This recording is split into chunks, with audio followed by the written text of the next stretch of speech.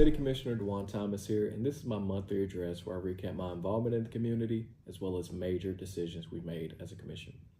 And I wanted to start out by apologizing. I normally try to get my recaps out by the first of the month or the first week in the month, but due to travel and events and different things, I'm a little delayed in getting this out here. But with that, I hope you can forgive me, and I hope you enjoy this recap for October.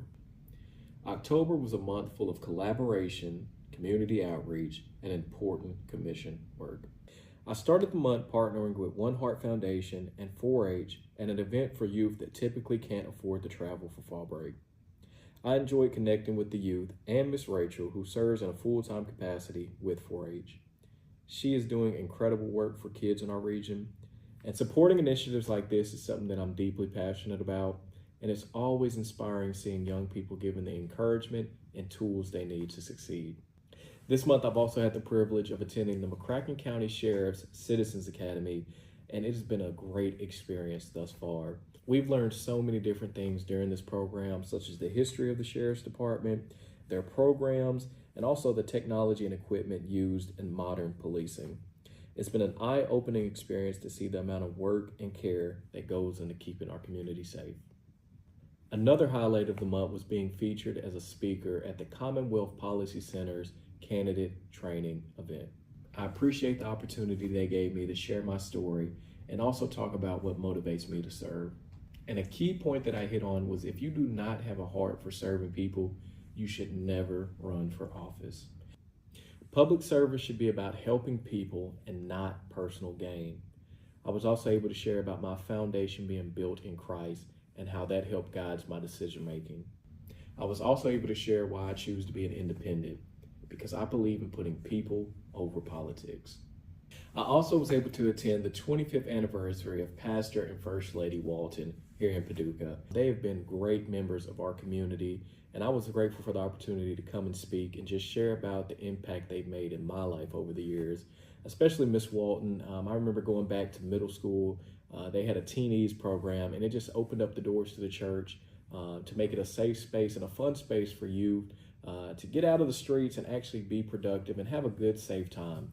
And we would do activities, we would have food, and oftentimes we'd have speakers, community leaders come and speak to us. So I'm really grateful for Pastor Walton and First Lady Walton and all the impacts they make here in our community.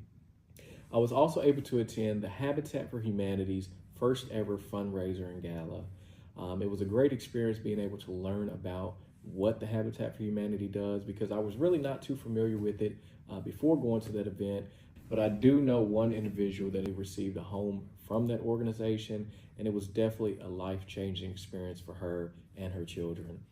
So I'm grateful for all the work they do in our community, and I also learned that even though a lot of the services that are provided are in kind, it still costs to build the homes, and that number comes to $135,000 per home. But they are really making a life-changing effort for families in our community. And if you would like, make sure you check them out and donate if you can. And then I was also able to attend another gala. It seems like October was the month of galas and fundraisers, but all for great causes. And this one was for ABLE. This organization is doing an amazing job for formerly incarcerated individuals. This event was put on to help spread the word about ABLE and all the things that they're doing in the state of Kentucky. And if you're not familiar, I highly encourage you to check them out, donate if you can, and learn more about their founder's story. And to close out the month, I was able to attend two great events. Starting off with the Oxford Cross Boys and Girls Club. They hosted an event in partnership with AT&T where they were able to give away 100 backpacks and laptops to the students that attend the Boys and Girls Club. That was a great event. The kids loved it. I know they were super excited to be able to take a laptop home. And being a club kid myself, I grew up in the Boys and Girls Club, and I'm grateful for every impact they make here in our community, especially for the young people. I also worked there for several years, and just seeing firsthand the programming and everything that goes into teaching the students that walk through those doors, it really makes a difference, and I'm proud of all the work they're doing there. And also I was able to attend a luncheon hosted for pastors here in our community. our planning department. They talked about the Southside Revitalization Plan and how that's going to be implemented. And we wanted to get our faith leaders together because they could go back to their congregations and share the news of how individuals can benefit from this plan, because there's going to be several homes built, especially in the Phase 1 area. So that was a great event and great getting to connect with all the pastors that were able to attend. And now we're going to move on to the commission highlights. This month we didn't cover much, honestly. It was a very short month in terms of commission meetings, but I think I got 3 things down here. We had a special called meeting, but we did talk about several key items. We received a presentation by the Humane Society, or formerly the Humane Society, regarding a proposed ordinance to basically prevent pet stores from selling dogs and cats. And currently, no pet stores in Paducah sell dogs and cats. They're all partnered with animal shelters.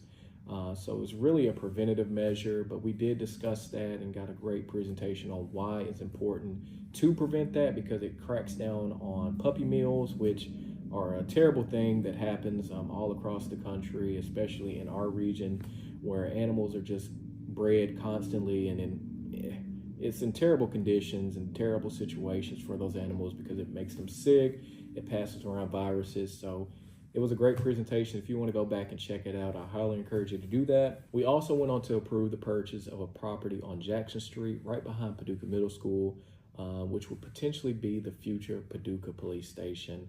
I was really in support of this effort because our current police station is in very bad shape, and this improvement would open up the door to so many possibilities, especially in keeping our community safe and allowing our officers to have all the resources they need to do their job.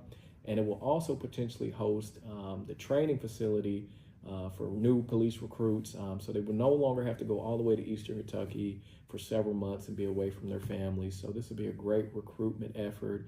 And also it allows our Paducah police and our team to train these officers in the way that PPD operates, because I have to say, we have one of the greatest police forces in the state because they go above and beyond for our community. And then later on in the month, at our last commission meetings, we really didn't cover too many things. We mainly talked about the insurance premiums and the rising cost of that. And we had to adjust that for our employees here in the city, but they still have a great rate because we have so many programs that allow them to get money towards their insurance for being healthy and attending the gym and so on and so forth. So that really wraps up our October. It was a productive month, but it was lighter on the side of events and commission meeting agenda items. But I hope you've enjoyed. I really encourage you to share this video so more people can be informed and engaged. And with that, I'll see you in the next video.